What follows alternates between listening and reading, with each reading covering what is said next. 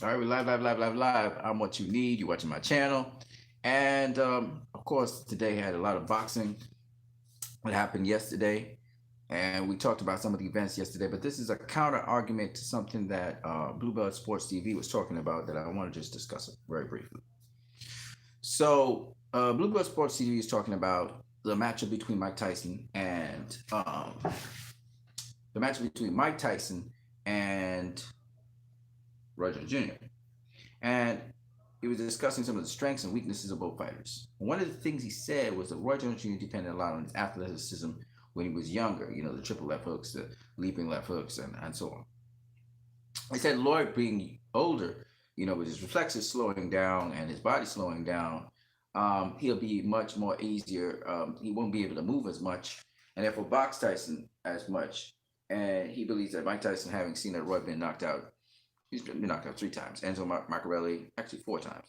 Enzo Maccarelli, the guy from Australia, Glenn Johnson, and then Antonio Tarver. They all knocked him out. He's looking at him as a perfect candidate to get knocked out. Okay, now Roy always wanted to face Mike Tyson. Now, here's a couple things that a lot of people don't realize. Yes, Roy is open for that right hook to the chin on this side, I believe it is. Yeah, on the left side of his face, he double jabs and hook. But while that is the case, I think a lot of people really underestimate Roy Jones Jr.'s boxing abilities. Like a lot of people say Deontay Wilder can't box. That's not true. He has an excellent jab. Deontay Wilder jabs very well. He has a down jab, a mixture between a down jab and, a power jab. And another couple things that I always want to say is that, with Tyson Fury versus Deontay Wilder, obviously Deontay Wilder didn't expect Tyson Fury to come attacking him. What happens if Roy decides to go and attack Mike Tyson and close the gap on him? All right, that's just one point. Now, Roy is not really an inside fighter; he's more of a distance fighter. But I think a lot of people don't realize that Roy can box. Just look at his fight against Vinny Pazienza. Used the jab excellently, and footwork was great. It's just that a lot of people don't realize Roy is more of an outboxer than he's an in-fighter. Once you get him on the inside, he's going to shell up, which is not bad. But you can close up his guard down the center and then scoop him around. It's a technical problem that Roy should work on. So when he's squared up, you can make him close up the guard right here and come around the back. And he doesn't protect his face and his guard properly. But if he protects his face and his guard properly, he wouldn't have as much problems. And then he can head control Mike Tyson, you know what I'm saying, on the inside. Because as much as Mike Tyson hits with bricks, Roy could train for that. Facing other heavyweights. And then on top of that, he can just simply use his footwork, the box step, the fundamentals of boxing. Coach Eric Bradley, the Fight Doctor. Go check out his channel. Go check out Coach Eric Bradley, the Fight Doctor. Also, you guys go check out Jeff Mayweather's channel. He's also giving classes to people. So check out Jeff Mayweather's channel. Doing online classes with people. All right? Excuse me for a second. I didn't know it was going on. But I just wanted to tell people that Roy actually has really interesting rhythm and footwork. And if you don't get the timing of Roy's going to mess you up. He's just going to run circles around you, okay? The Roy now is slower and heavier, but don't get it wrong. He's got fundamentals. He's got fundamentals to boxing. He can box. The thing with Roy is that, and he cuts really interesting angles. That's what makes this matchup so interesting, because Roy can counter Mike Tyson, and very effectively. So I think a lot of people are just not really looking at this properly. This is not Enzo Maccarelli. This is not Glenn Johnson in Roy's prime. This is not Antonio Tarver in Roy's prime. This is Roy Jones Jr. Yes, he has flaws in his game. This is Roy Jones Jr. So the style of Roy Jones Jr. is going to implement, and the style of Mike Tyson is going to implement, they have flaws. Okay, Mike Tyson can't fight going backwards. Roy can fight going backwards, going forwards. He still can steal the right hand. And when he starts stealing that right hand and going underneath Mike Tyson, it's going to be a totally different story. He's going to make Mike Tyson look elementary once he gets in control. So you don't really know. Now, people are talking about the first 4 rounds. What people don't realize is Mike Tyson went the distance with a number of fighters, including Tucker and what's that guy's name? Bone Crusher Smith. He went the distance. So Mike Tyson can go the distance if he needs to, and it's an 8-rounder. There's a specific reason why it's an 8-rounder, because Mike Tyson will go 8 rounds. Now, Mike Tyson And well, Roy Lesser to a lesser extent, Mike Tyson mostly will have to find his rhythm, his timing, his placement. You know, because Mike's gonna have some problems with that. So even though Mike is the bigger, stronger guy who should be, or at least a heavier puncher, um, and he's very dynamic and very explosive, Roy is the most technical boxer. What I mean by that, Mike Tyson's smart, but he's limited to his skill set. He's limited to what he can do. Mike needs to get on the inside of you. Mike will do leaping leg hooks on the outside as well, but he's mostly trying to get close to you. He has to close the distance.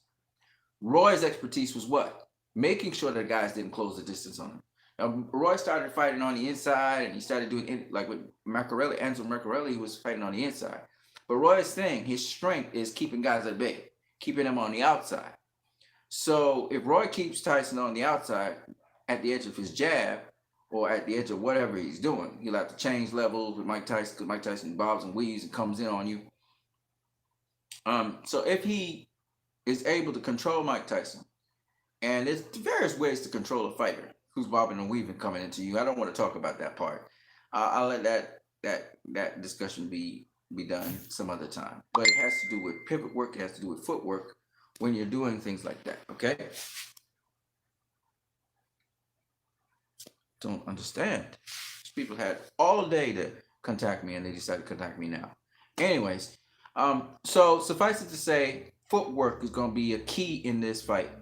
You know, footwork, because if you, I don't want to talk too much about it, but just suffice it to say, it's easy to go speeding down a road in a straight line. Footballers or American footballers have to learn to change direction on the drop of a dime. Sean Porter, Mike Tyson, they can do that. But how you use your footwork and how you move backwards is the key to how Roy can neutralize Mike Tyson. And with Roy's skill set, he could do that relatively easy if he boxes a smart fight. Okay, he can neutralize him. Again, it's not about running from a guy or making excessive movement, because if you snap back too much, you give the guy an opportunity, and Roy knows this very, very well, to do a leaping left hook on you. If you don't step and you just lean back, you can get caught. Okay? If you're stepping back and you're stepping back too fast, like Keith Thurman did, boom, you're gonna get whacked. Okay? You gotta have the timing, and you gotta have the nowhere to put your feet, which will be safe for you. You know, you move just enough backwards. Andrew will tell you, the guy's coming to you, you move just enough backwards to deal with the situation. You're not running all around the ring. A lot of Tyson's opponents, besides being afraid, they were running all around the ring, so he was able to leap at them, like AKA Julio Cesar Chavez versus Roger Mayweather, leap at them and catch them. But a guy can't leap and catch you if you're doing the right things. One of the things, if a guy's going to leap at you, what do? Roll under shot. You dip under the shot. Or dip and bump. Dip and bump. Change direction and you dip into them. You roll into them. See? You close the distance that way. There are many different ways to do it. And for a guy versatile as Roy Jones Jr., I think you guys are under anticipating. Once he varies range, so Mike Tyson can't find his preferred range, which is middle to inside, he got that fight in the bag. Easy. Easy. But a lot of you guys can't see that. So I just wanted to say, you don't have to have excessive footwork. That's called excessive footwork, where you want to dance all around the ring and do all kinds of things, right? The important thing is establishing range. And you just need to move just enough at the right angles to keep a guy out of his preferred range. And you can move inside and outside of that preferred range, and you can have fun with that guy. It's all about angles at the end of the day, you know? So I just say this because a lot of people just don't see those things. And I'm not saying that Roy Jones Jr. will beat Mike Tyson. I'm just giving a counter case to what Blueblood Sports TV is saying, because he thinks that Roy is too old and can't move around. But I look at Roy's movement, his duck-like little small step movement.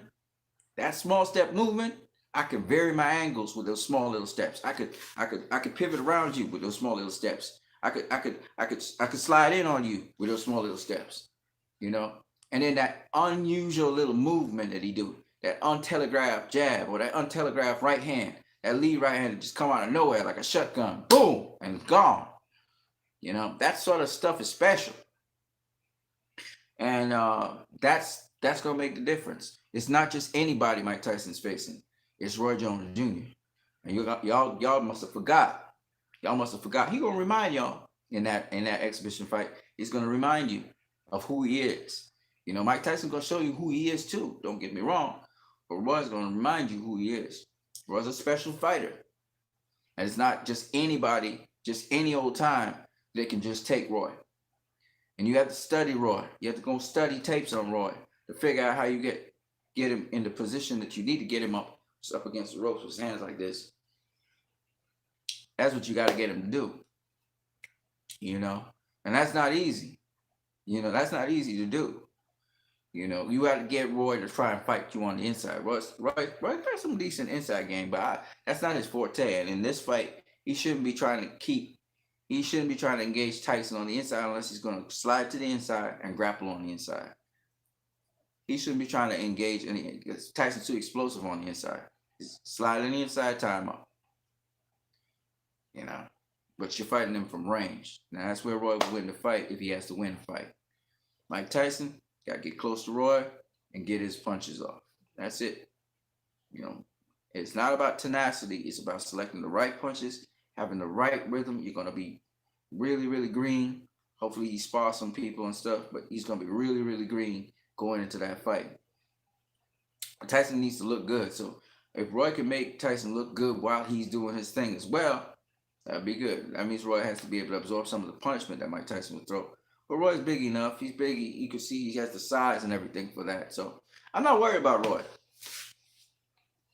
I'm not worried about Tyson. Like I said before, there's two professionals going in that ring. And I truly believe that they're both going to put on a hell of a performance for us. They're going to give it everything they got. And will somebody get knocked out? I don't know. I can't really say. But if I was to put my betting money on it, nope. Nobody's going to get knocked out. But that's just my thoughts. How much you need? I hope you guys enjoyed this channel. I'll be coming back to you guys with another video, but not right now, okay? I'm going to catch you guys later. Peace.